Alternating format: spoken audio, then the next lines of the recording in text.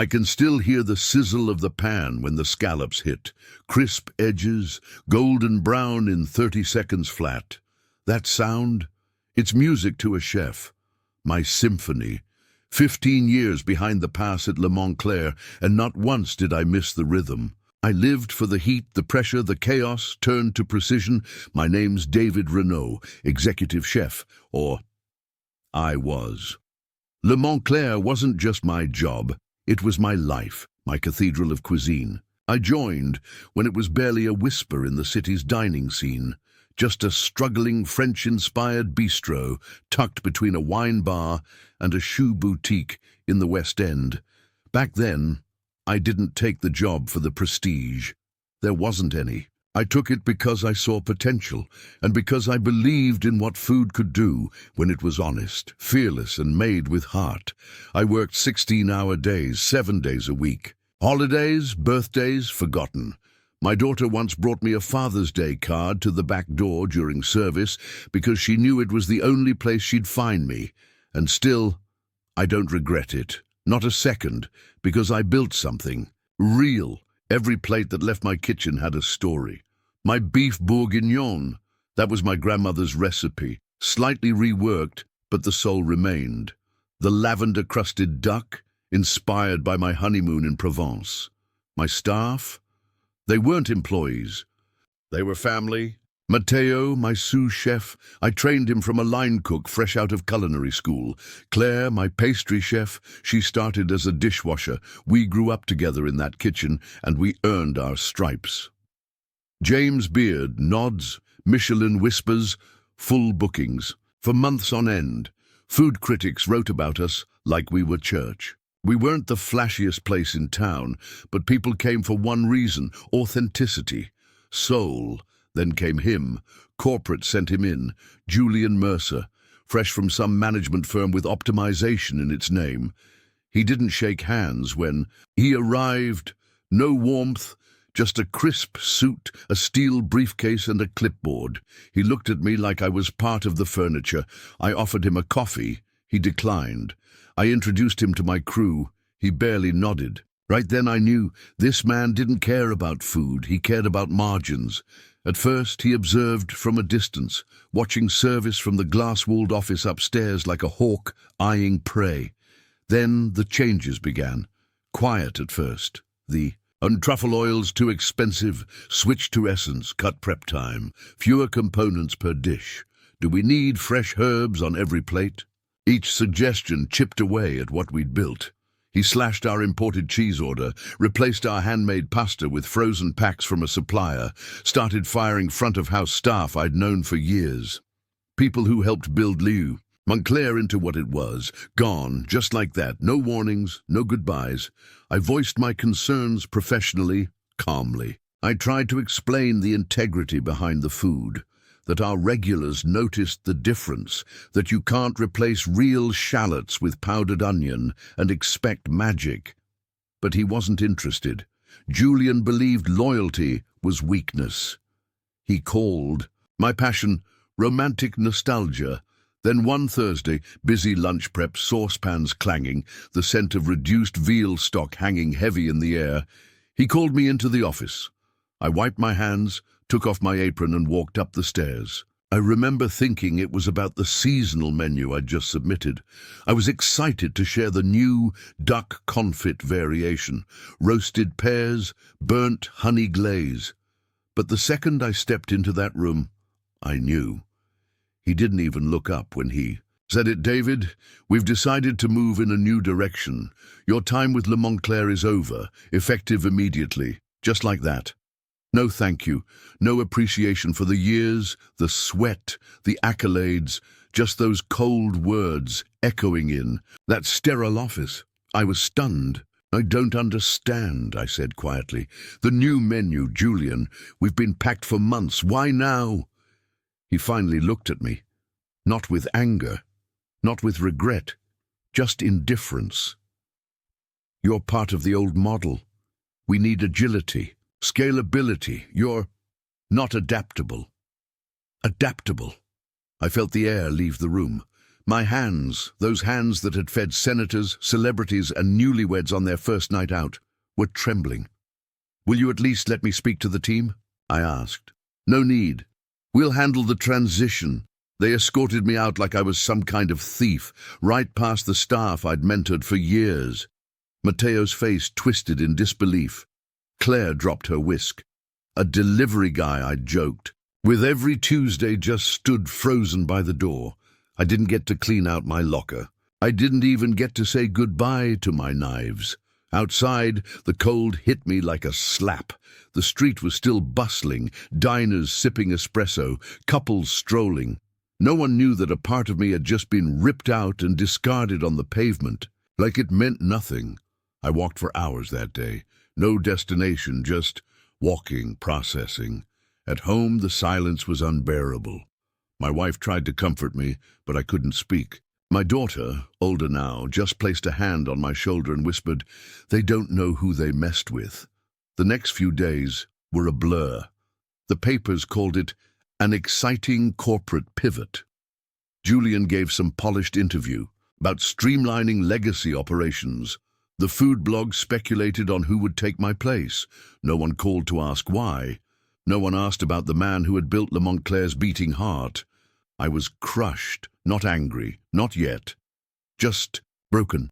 But then something started to shift. I started hearing things, old regulars calling my personal number, confused why their usual dishes tasted off. Vendors reaching out. Apparently Julian had tried to renegotiate all my supplier contracts, without understanding how tightly those relationships were bound to me personally. One of the VIP clients, a billionaire with a standing table every Friday, sent me a text. "They said you left. I'm not coming back. Let me know where you land." And then it hit me. They thought they could throw me out like yesterday's. Scraps, but they didn't know. I built that kitchen from the ground up. The recipes, mine. The systems, mine. The supply chain, the secret sauces, the client lists, all mine. And I wasn't done yet. It's strange how silence can feel deafening. The morning after I was fired, I woke up at 6 a.m. out of habit, same time I'd been rising for the past decade. But this time, there was no smell of simmering stock from the kitchen downstairs. No clipboard of prep lists waiting on the counter. No clatter of knives or quiet music echoing through the restaurant before the chaos of dinner service. Just silence.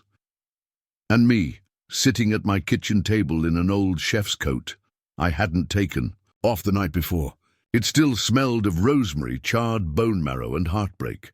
I kept replaying the moment in my head, how the new boss, slick suit, no apron, eyes colder than stainless steel, called me into the office mid-shift. No ceremony, no gratitude, just a sheet of paper and the words, "It's time to move the brand in a new direction."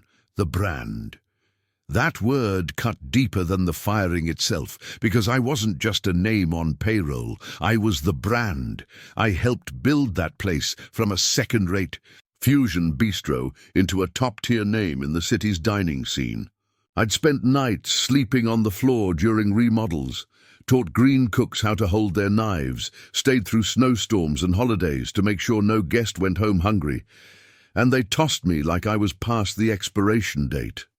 It was humiliating, especially because he did it in front of my junior sous, Miguel, who had just shown me photos of his newborn son the day before. The look on his face when I stood up, fired, speechless, was one I'll never forget. I felt gutted, not just professionally but personally. That kitchen was more than a job. It was where I'd laughed, bled, mentored, and created. Where I'd watched line cooks become chefs and regulars become friends. That place had heart, and he cut it out like it was excess fat. I didn't sleep much for a few days after that. Too many emotions, grief, rage, disbelief, cycling through me like service tickets on a Friday night. But grief is a strange thing. It comes in waves. And after the initial storm settled, something else began to rise. Clarity. A few days after I was let go, I took a walk through the old farmers market downtown. I hadn't been there in a while. too busy behind the line most weekends. But that morning, I craved familiarity. The smell of sun-warmed tomatoes, the sound of vendors calling out prices, the old lady who sold me fresh lavender every Sunday for the pastry station. She recognized me right away. "Haven't seen you in your whites," she said. "What happened?" I told her, briefly. She frowned and shook her head. "That new guy doesn't know a carrot from a turnip." She wasn't the only one. By the time I made it to the cheese stand, then the butcher, then my old mushroom forager, I'd heard the same thing repeated in different tones. "Since you left, the orders have been a mess." He's trying to save money by buying frozen. Frozen, in your kitchen. He won't pay the fishmonger's price, wants pre-cut fillets. Pre-cut! And then something strange happened. One by one, the vendors started slipping me their cards again. "If you're thinking of starting something new," they said, "call us." That afternoon, I sat in the park across from the market, watching the sun melt into the skyline. For the first time in days, I didn't feel discarded. I felt remembered.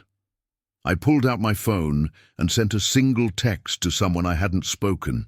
"Udao in years. Rebecca, a former GM who used to run the front of house back when we first opened the restaurant. You free for a drink this week?" "I've got a story," she replied almost instantly. "Only if it's dirty martinis and war stories." We met at a quiet little bar tucked into the back of an old hotel. One of those places you only find if someone tells you about it. Over cocktails, I told her everything about the new boss, the firing, the shift in the restaurant's soul. She listened, nodded, and then she told me what I'd already suspected. He's burning it down. Staff's miserable. Half your crew has resumes out. Customers have noticed the dip in quality. And get this, last week a VIP regular walked out after getting overcooked duck, said he missed the heart in the food. I chuckled bitterly. "There's no heart in spreadsheets." She leaned in. "You thinking of doing something about it?" That's when something shifted in me. I wasn't just hurt anymore. I was hungry. Hungry for purpose. Hungry to cook again. But most of all, hungry to show them exactly who they pushed out. Not with fire and fury. No, I wasn't about to scream on the sidewalk or post a bitter rant online. I would do it like I cooked. Meticulously, slowly, with layered flavor and undeniable satisfaction. The first piece of the plan was simple: remind people who I was. I started making quiet calls, not to make noise, but to plant seeds. One night, I visited a well-connected food critic I'd cooked for over the years. I brought him a gift: homemade duck confit with truffle aioli and a loaf of sourdough I'd fermented myself. Old school. He smiled as soon as he tasted it. "You still got it," he said, mouthful. "You think the city still has room for something real?" I asked. He didn't even blink. "It's starving for it." Word started spreading, whispers mostly, that I was working on something, that the fire wasn't out. VIP clients who used to call the restaurant for reservations started texting me directly. Some asked if I was doing private dinners, others just wanted to know where I was heading next, and quietly my old team began checking in. Miguel messaged first. "They've changed the prep. Everything's pre-made now. Morale's dead. If you start something, I'm in." Others followed. Not everyone, but enough. I wasn't trying to poach. I was building something new, slowly, carefully. I even met with a few investors, people who remembered what I did for the restaurant in its golden years. People who knew good food wasn't just about ingredients. It was about soul, leadership, consistency. And as I gathered my pieces, I kept watching from afar. The restaurant was slipping. Negative reviews started appearing. Complaints about rushed service, bland food, staff turnover. The new boss was trying to run it like a machine, but a kitchen isn't a machine. It's a living organism. If you don't feed it, nurture it, it dies. He didn't understand that, but I did. One night I drove by the restaurant just to look. From the outside it still looked the same, but I could see the cracks. The empty valet stand, the unlit terrace, the absence of energy. It was like watching a once beautiful dish congeal under a heat lamp, still shaped the same, but lifeless. I sat there, engine running, hands gripping the steering wheel, and I thought back to the last thing he said to me. It's time to move in a new direction. Maybe he was right, but he didn't realize I was the direction. I took a deep breath, rolled down the window, and whispered to no one. They thought they'd fired a chef. What they did was awaken a storm, and the storm was just beginning. You never forget the smell of your own kitchen, not just the scent of garlic sizzling in olive oil or the tang of balsamic reduced just right, but the deeper scent, the soul of it, the way heat and hope mix when you've built something from scratch, served it with your hands, and watched people close their eyes with the first bite. That scent lived in my bones long after they'd stripped me of my title, so I built something new, quietly. I didn't announce it. No press, no flyers, no bold coming soon signs. Just a name whispered through the right mouths. Noir Smoke. A ghost kitchen, hidden, exclusive, invite only. At first it was 3 dishes on the menu, all old favorites, variations I'd once presented at the restaurant I helped build, but which had been slowly ruined by the new boss's frozen shortcuts and bulk orders. I made them the old way, by hand, from scratch, using the suppliers who still trusted me, and in truth, never liked him. Word got out fast. It started with a call from a wine sommelier I hadn't spoken to in a year. "Is it true?" she asked. I didn't answer. I didn't have to. A week later, an old couple I used to serve every Friday found the number. They placed an order, left a note. We followed the flavor. One by one, the regulars defected. The city's culinary elite began whispering, "He's cooking again." And while Noir Smoke rose from the ashes, the place I'd left behind began to buckle. I heard stories, staff quitting mid-shift, orders sent back half-eaten. A sous chef I trained, one with real potential, texted me one night. He made us serve lamb rare. Lamb rare, that was the first crack in the dam. The health inspection came next. Someone tipped them off, probably someone I trained to notice the mold that grows behind lazy prep. Then came the viral video.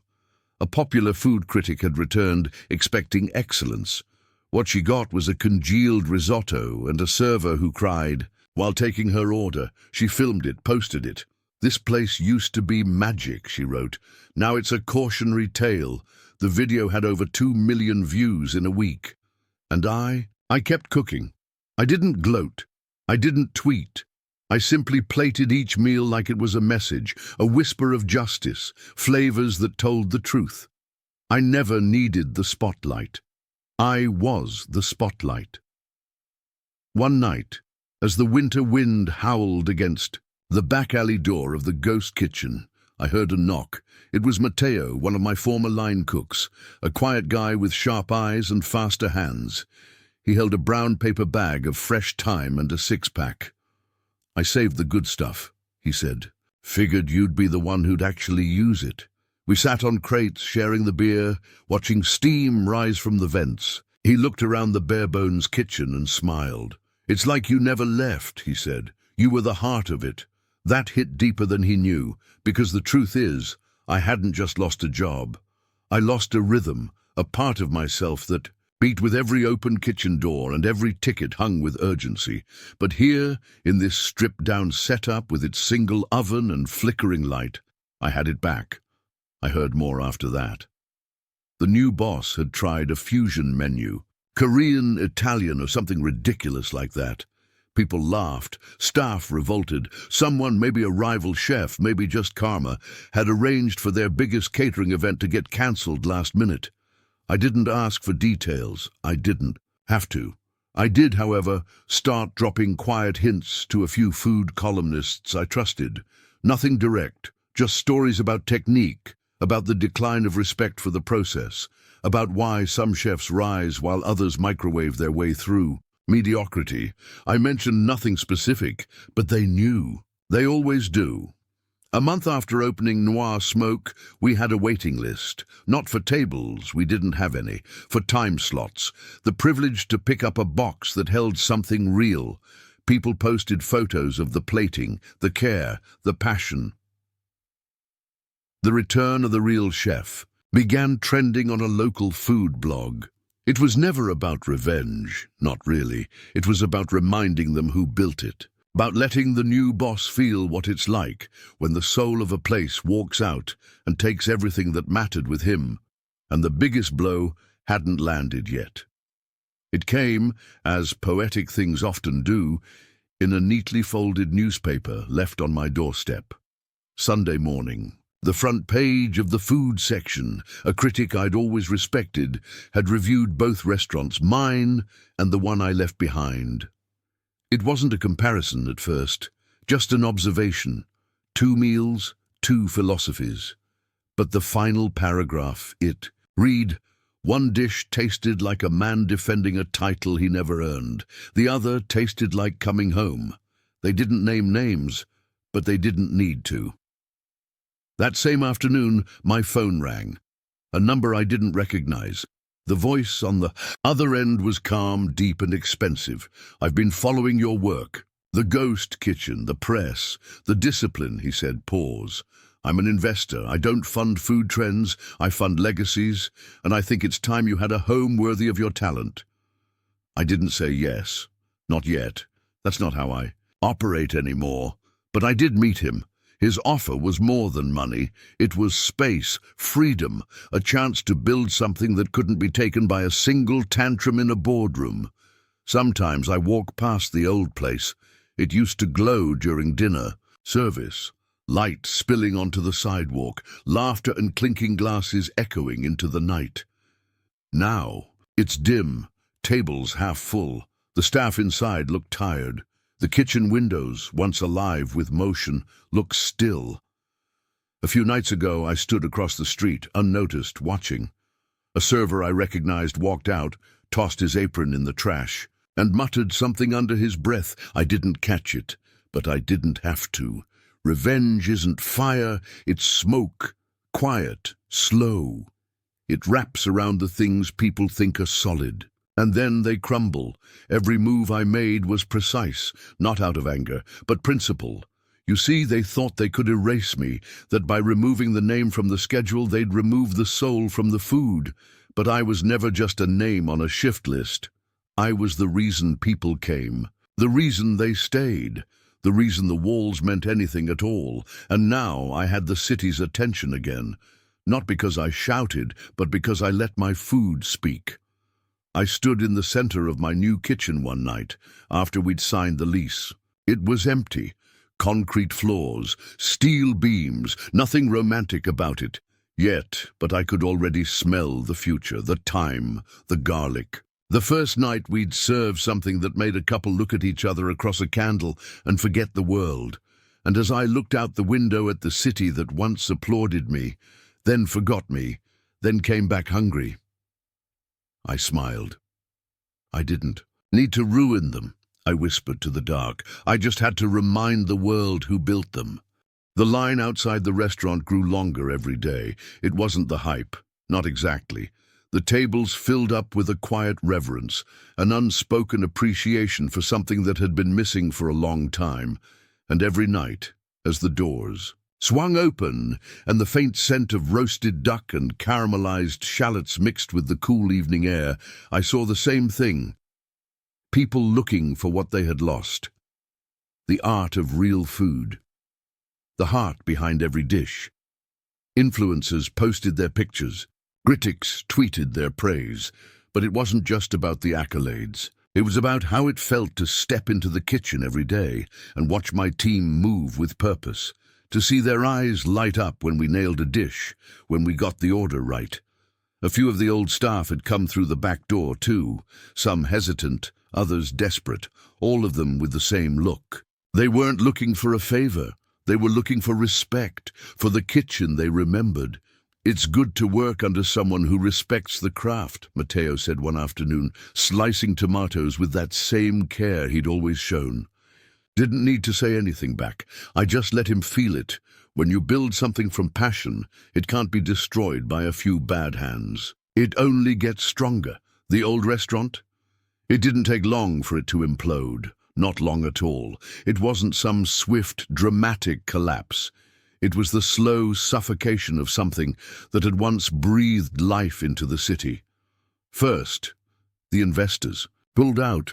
They always do when the money runs dry and the prestige starts to fade. One by one, their checks bounced, their promises evaporated. The food, worse every week. Critics were still pretending to be polite, but the truth was everywhere. Then the public scandal came, something too big to ignore. Health violations. A botched catering event. Too many things happening at once for even the most dedicated PR team to spin. In the end, the new boss had nothing left to protect him.